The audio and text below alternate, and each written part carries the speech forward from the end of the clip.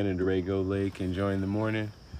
It's not even 8 in the morning, taking in the sun. I could not sleep last night, and I don't know why. I don't know what's going on. You know, I guess the summer festival's coming up, thinking about that. Got a wedding to go to this upcoming weekend, got some work to do on the property. So, I mean, I guess there are things in my mind, but I wasn't up thinking. But anyway, since I'm up early and we out here on the lake, I was thinking like, well, do I want to talk about Jadakiss's response to will.i.am's thoughts about Jay-Z and Black Thought and rap? Or do I want to talk about where liberalism failed us and kind of the loss of momentum that we had socially? And I think I'm gonna go with the latter. This is not about individual people, groups of people, good, bad, any of that. But the reality of, let's say you have 4 or 5 different categories for understanding people's politics. And one of them would be let's say you have 4 or 5 different categories for understanding people's politics. And one of them would be ultra conservative, like in the sense of nothing should change, we should live the way that we did 3,000 years ago, or follow the tenets or principles to the letter of what the quote unquote forefathers said or did or intended. Then you have the other kind of conservative, where it's like, yeah, not all the traditions, but for the most part, we're still into authority, we're still into the police, we're still into the idea of certain concepts of what identity should be, how power works. Then you have the middle road folks that really don't know. They kind of don't follow conservative, liberal. They just, whatever the wave is happening, they go with. They don't necessarily have strong political opinions. They don't really want to hurt anybody, but they also aren't going to fight for anyone's freedoms. Then you move into the liberal side, where you have the folks who say, you know what? Some of the traditions are unhealthy. Some of the traditions harm people. Some of the things that we have done did not take advantage of technology or modern understandings of how the world works. And again, you can apply this to during the time period where Galileo was presenting, right? The conservatives were like, no, the earth is the center of the universe. There are other people who were like, well, we know that the earth isn't the center, but you're going to destabilize society if you tell people the truth. We don't want you to. There are other people who are like, I don't really care what Galileo does. Some people were like, Galileo, you should tell people what's really going on. It would possibly change the world for better. And then the last category of like progressives, they're the people who say what has been didn't work, and we need to take the best parts from it, but constantly recreate a new system that meets the needs that we have at the time. And so they would have been like, Galileo, tell people what's real, that the sun is the center of the solar system. The earth revolves around it, the moon around us, and that there are other things that then tie into that, and we get into the age of science. Well, the issue is, like, in our society, how would you categorize what is conservative, what is liberal, and then what's revolutionary or what's progressive? It would be very difficult because the starting point is so heavy to conservatism. Revolutionary or what's progressive? It would be very difficult because the starting point is so heavy to conservatism. And so that part of how our country started was based out of the Protestant work ethic and the conservatism of European orientations to theology and to metaphysics. Part of how we end up in America is land theft violence, where the Europeans came, snatched land, murdered indigenous folks, did fake treaties, who knows what, took land. The other part is capturing Africans who weren't even involved, bringing them to America and forcing them into labor scenarios. Like, these are all very power-centric, violent-centric motifs for an understanding of society.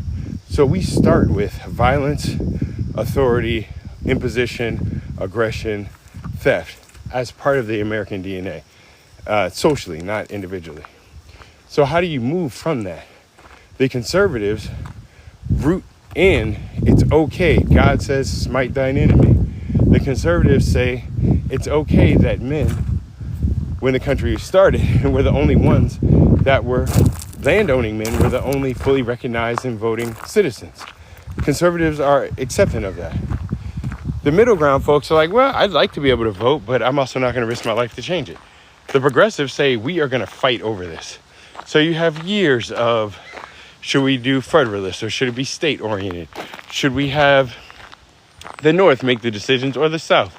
Should it be the new big West states that have more influence? All these different conversations have come up.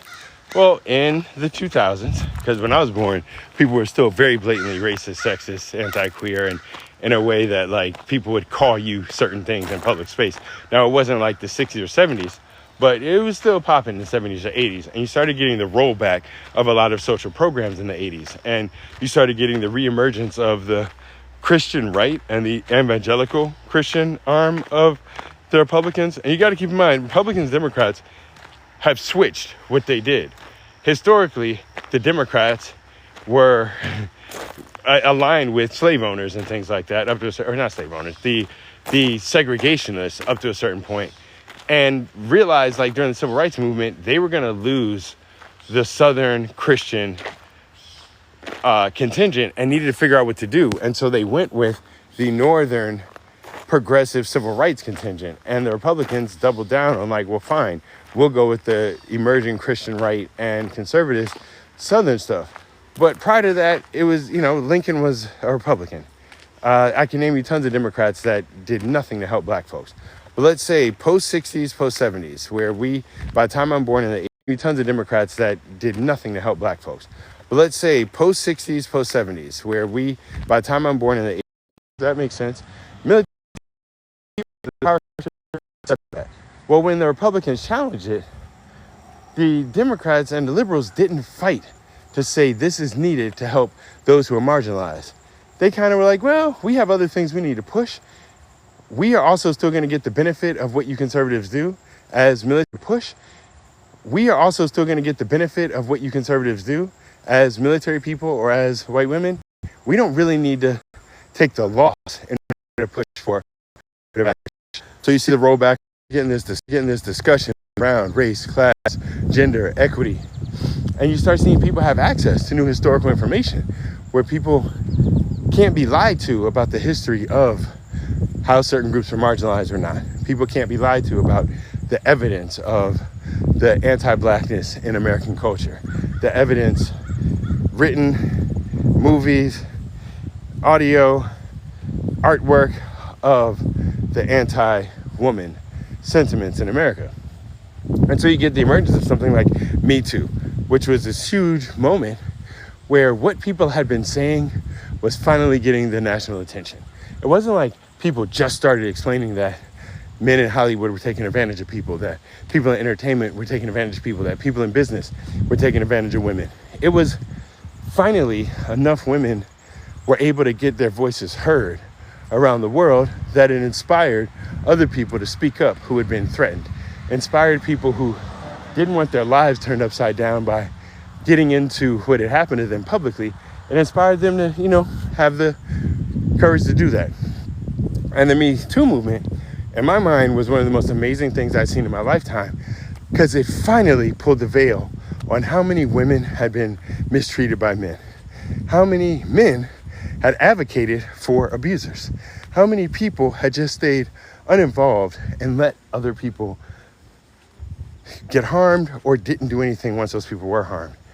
And I remember at the time, there were people who were upset at the Me Too movement. They were afraid it was going to sweep up all the men. And honestly, it was absurd watching how some of the men responded. And some of those men were liberals. And this is the liberal problem, is when it comes to progressive work, when it comes to actual justice, being liberal won't be enough to actually. When it comes to progressive work, when it comes to actual justice, being liberal won't be enough to actually push the needle.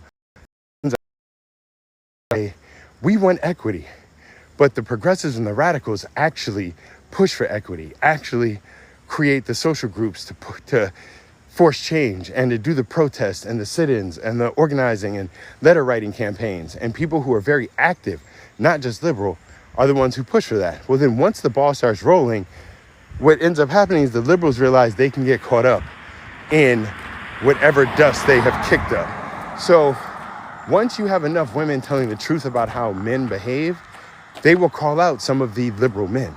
Some of the revolutionary men will have to be identified as abusers also. it's easier for liberals to say the conservatives do. Hey, what's up, horse? The conservatives do this, and the liberals do this, and the progressives do that. Instead of, in reality, men of all backgrounds abuse women. And so part of what the liberals / progressive would have had to do is point finger at self and say, even within our liberal community, women have been mistreated. Black folks have been mistreated. Black women, black queer women, black trans women have been mistreated. And it got hard for them to do that. And then men started getting tired of the conversation. Again, power at play, which goes back to our initial problem in America. Power is so important. Money is so important. Capitalism is so important. Will we ever get to truth or reality? So can the liberals even do that? So when you think about the progress we made in terms of race, or thinking about race, we get Barack Obama. We get a whole country of people who are like, yes, we can. And you get a whole bunch of mad white folks. The liberals started getting tired of having to deal with the reality of, if we want black people involved in the power and decision making, if we want to celebrate the black community, well, then we got to listen to them.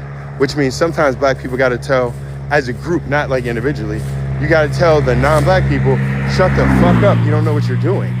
And all the time, black people get told that. I mean, we try to run our own neighborhoods, and outsiders come in and be like, y'all shut the fuck up, y'all don't know what you're doing. So let's not act like whatever. But in the reality, if we wanted to have an open conversation about how women reestablish equity in our society, it means men sometimes got to shut the fuck up. And men didn't like hearing that. Men started getting offended and being like, wait, that's not fair. That's not equitable. It's dumb. And again, that liberal ability to say, we want what's good in the world, but we're unwilling to go through the sacrifice, doesn't work. And it snapped back on folks, so that with the more recent administration, let's say progressives, liberals, whatever, had pushed, and we got all the way to the point where we're having real conversations about the history of capitalism, exploitation, the history of mistreatment of people from the African diaspora, the reality of trans people making up only 1%, 2% of the American population, but starting to occupy room in conversations that could lead to equity and safety. That became too much for the liberals. And another example would be Israel. Like, how are you going to be liberal, but you were okay funding the war and murder of how many people? And the conservatives don't have that problem. They have already said, we're cool with war. We're cool with eliminating brown people. We're cool with being involved in international affairs in a way that's only beneficial to us economically. The progressives are like, we shouldn't be involved over there. We should be helping those little kids. And the liberals get stuck in between, because the liberals are like, hey, I need the ADL's support in order for me as a candidate. I need the Zionist community to support what we do, or they'll just go to the Republicans. I need A, B, or C to happen. And so they're afraid to actually challenge the establishment of the state of Israel. They're afraid to have real conversations where you can say, I love Israeli people, or I love Jewish people, or I love da-da-da, and do not like the nation state's actions. Nation states are not people. You can't hate a nation state. It's not a real thing. It's an idea that is a conglomerate of activities, people, historical actions, who knows what. But there is no actual, I hate America, I hate Israel. That's not real. And the liberals are unable to have that conversation where they say, we support humanity. Anything that leads to a shit ton of people dying is what we don't want to support. They can't say that because they are funded. At the root of it, we're back to capitalism, that there's money in murder. And the liberals can't detach from that. And any real progressive person sees it and has to call out the liberals as hypocrites. Now, what's worse, blatantly being a liar and a murderer, or being a hypocrite about your lying and murdering? I can't answer that. But that's the problem that liberals are going to have, is they have to answer that. I don't. I can look at everything and be like, oh, you support murder and lying? I'm not fucking with you. Oh, you support making money instead of improving the life of people? I'm not fucking with it. And so I don't care which political party. Ain't nobody doing what I would want done politically. I can also say, well, there's certain things I would never support or do. And so one of them is like what's happening with certain federal enforcement agencies rolling up on random people that are brown skinned and making them show their slave papers, and making sure that they're allowed to be in this country, or they get detained, renditioned, isolated, sequestered. You can name I don't know how many different things to figure out what happened to them, but it's not awesome. I'm not down with that. And the fact that the Democrats haven't totally stalled out our government, the fact that whatever liberals have allowed the type of haranguing that goes on, what do you think's going to happen? And so basically, if you got somebody on the ropes, you got your hand around their neck, at that point, you don't let up. And the Democrats did. Like, folks went hard for a number of years and then started being like, well, you know what? We need call-in culture, not call-out culture. No, what you needed to do is actually keep calling out all these repugnant, disrespectful, disgusting, colluding people and get them out of the way so that good people can do good work. And instead, folks are being like, but I want to protect my uncle. I know he touched some people, but I don't want him to go to jail like everybody else. Well, that's corruption, you know? Oh, I want social change, but I really like my boat and my third house and but the environment. Well, I don't know how you're going to reconcile all these material items you have and how much waste you create with you also wanting to save the environment. Maybe you got to sacrifice some shit. And I want to remind people there are always folks doing dope shit. Do not believe that no one cares, no one's doing anything. Don't get caught in that hype. I know there are people doing good work out here. So I'm going to continue on my little walk, and I'm just going to remind y'all, whatever way you view it, conservative, liberal, progressive, radical, all this other stuff, put your heart into it. Put your soul into it. Connect with humanity. Connect with nature. You know, figure out as moral, spiritual, intergalactic light beings in physical form, how you want to navigate this universe, this world. All right? I'm a holler.